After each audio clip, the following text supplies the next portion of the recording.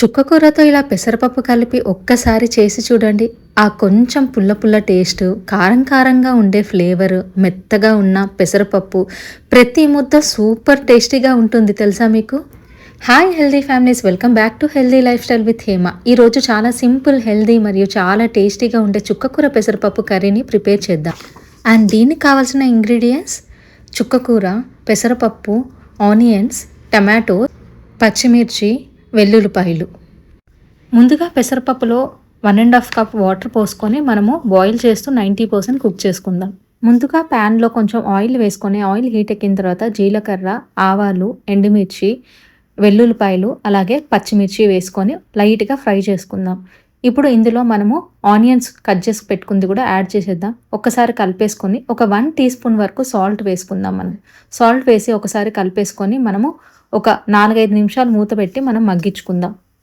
ఇప్పుడు 5 నిమిషాల తర్వాత మూత తీసి ఆనియన్స్ ఫ్రై అయిన తర్వాత ఇందులో ఒక పావు టీ స్పూన్ పసుపు, 1.5 టీ స్పూన్ కారపొడి, 1 టీ స్పూన్ ధనియాల పొడి వేసుకొని లైట్గా ఫ్రై చేసుకొని ఇప్పుడు చిన్నగా కట్ చేసి పెట్టుకున్న టమాటో ముక్కలు కూడా వేసుకొని ఒకసారి కలిపేసుకొని మనం మూత పెట్టుకొని 5 నిమిషాలు మగ్గించుకుందాం.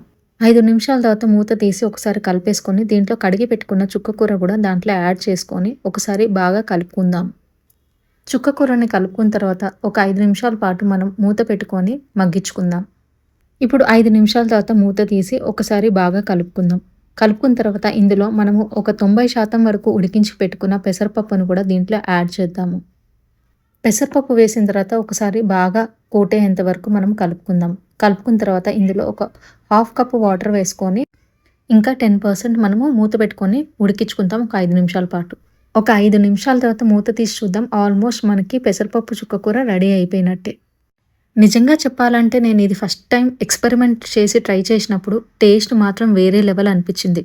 చుక్కకూర పుల్లటి ఫ్లేవర్, మెత్తగా ఉన్న పెసరపప్పు కాంబినేషన్ చాలా బాగా అనిపించింది.